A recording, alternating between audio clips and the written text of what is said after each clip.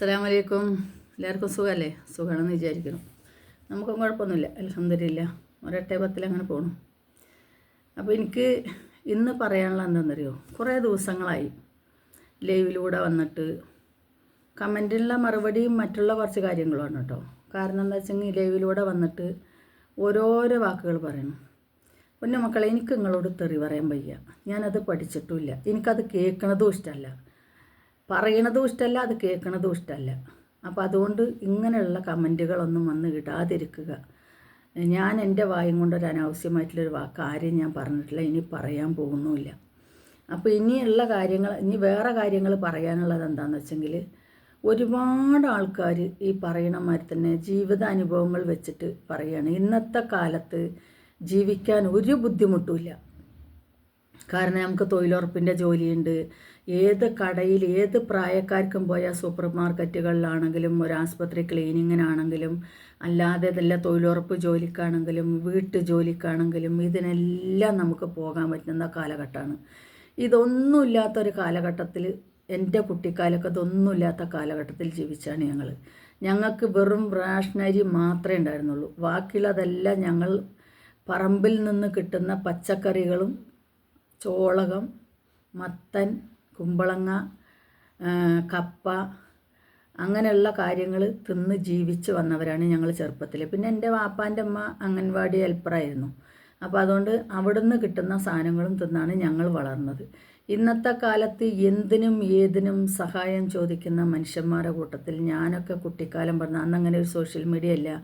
നമ്മളെ സഹായിക്കാൻ ആർക്കും നിവൃത്തിയില്ല. കാരണം നമ്മളടുത്ത് ജീവിക്കുന്നവരൊക്കെ ഉണ്ടെങ്കിലും തരുമില്ല. ഇനിയിപ്പോൾ തരികയാണെങ്കിൽ തന്നെ ഞങ്ങൾക്ക് കിട്ടിയിട്ടുണ്ട്, ഞങ്ങൾക്ക് അറിയാം, തന്നവരെ ഞങ്ങൾക്കറിയാം. കാരണം വല്ല കപ്പയോ പുഴുങ്ങി തിന്നാൻ വേണ്ടി കപ്പയോ അങ്ങനെയുള്ള സാധനങ്ങൾ, കപ്പ, പപ്പയ്ക്ക, അതായത് നമ്മളെ ഇവിടുത്തെ ഭാഷയിൽ പറഞ്ഞാൽ കറുവത്ത് കറിയും, അങ്ങനത്തെ സാധനങ്ങൾ പഴുത്തതാണെങ്കിലും പച്ചയാണെങ്കിലും അങ്ങനെയൊക്കെ ഇഷ്ടംപോലെ കൊണ്ടുവന്ന് ഞങ്ങൾ തിന്നിട്ടുണ്ട്. വാട്ടക്കപ്പ തരും, ഈ പപ്പയ്ക്ക പഴുത്തത് കിട്ടും.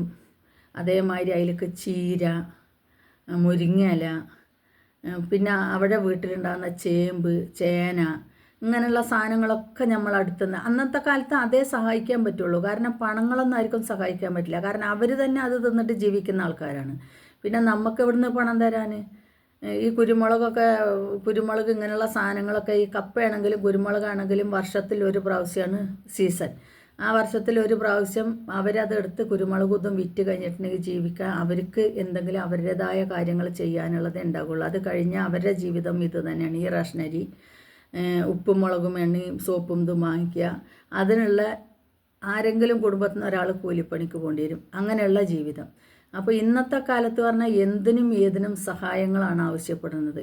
പിന്നെ ഒരു സോഷ്യൽ മീഡിയ വന്നു, ഇതേമാതിരിയുള്ള യൂട്യൂബ് ചാനൽ തുടങ്ങി. അതിൽ ഉള്ളതും ഇല്ലാത്തതുമായുള്ള കാര്യങ്ങൾ പറഞ്ഞ സഹായ അഭ്യർത്ഥനകൾ ഒരുപാട് നടക്കുന്നുണ്ട്. അത് നമുക്കറിയാവുന്നതാണ്. ഉള്ളതുമുണ്ട്, ഇല്ലാത്തതുമുണ്ട്. അങ്ങനെ ജീവിക്കുന്നത് നമ്മളെയൊന്നും കുട്ടിക്കാലത്ത് ഇങ്ങനെ ഒരു സഹായങ്ങളൊന്നും ഒരു സോഷ്യൽ മീഡിയ വഴിയോ ഒരു പള്ളി കമ്മിറ്റി വഴിയോ അല്ലെങ്കിൽ ഒരു ചാരിറ്റി വഴിയോ നമുക്ക് കിട്ടിയിട്ടില്ല. നമ്മളൊക്കെ 7 മക്കളെയും കൊണ്ട് എൻ്റെ ഉമ്മ ഒരുപാട് കഷ്ടപ്പെട്ടിട്ടാണ് ഞങ്ങൾ ജീവിച്ചു വന്നത്. അതുകൊണ്ട് തന്നെയാണ് ഇന്ന് മറ്റുള്ളവരെ കഷ്ടം കാണുമ്പോൾ നമ്മളത് പെട്ടെന്ന് വിശ്വസിച്ച് പോണതും.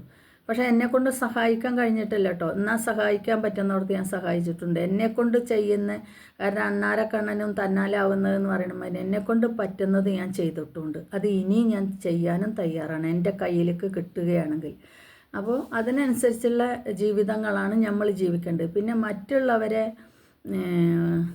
കുറ്റം പറഞ്ഞുകൊണ്ടും ഇത് പറഞ്ഞ് നമ്മൾ കുറ്റം പറയേണ്ടത് പറയാം, അല്ലാത്തത് നമ്മൾ പറയാൻ പാടില്ല. കാരണം എന്താണെന്ന് വെച്ചെങ്കിൽ നമ്മൾക്കും ഏത് അവസരമാണ് അള്ളാഹു നിശ്ചയിച്ച് വെച്ചിട്ടുള്ളതെന്ന് നമുക്കറിയില്ലല്ലോ. ഇന്ന് നമ്മൾ ഒരുപാട് വാക്കുകൾ കൊണ്ട് ഇത് പറയുന്നുണ്ടെങ്കിലും ഒരുപക്ഷെ നമുക്ക് നാക്കെടുത്തൊന്ന് ചലിക്കാൻ പറ്റാത്തൊരവസ്ഥയിലേക്ക് ആക്കാനും പടച്ച റബ്ബിന് കഴിയും.